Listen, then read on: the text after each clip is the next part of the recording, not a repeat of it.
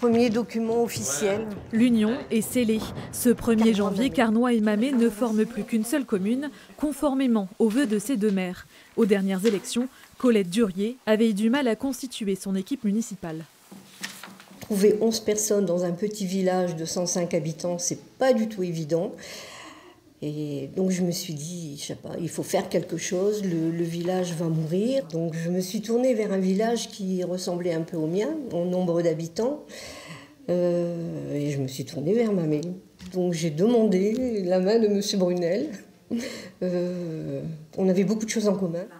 Même communauté de communes, un remembrement en cours en commun et cette petite incitation fiscale de l'État ont aussi convaincu les futurs mariés.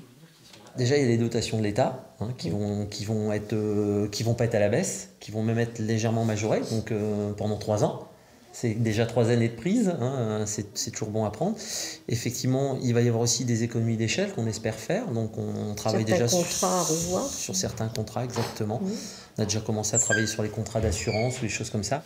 Des économies en perspective, mais aussi une simplification administrative. Témoin privilégié de cette union, la secrétaire de mairie qui travaille déjà pour chacune des deux communes. C'est l'élaboration des budgets, c'est les listes électorales, enfin c'est tout ce qu'une secrétaire en commune rurale fait. C'est énorme, c'est des grosses tâches que là, ça sera fait que pour plus qu'une seule, quoi. En somme, ça va être aussi un gain de temps.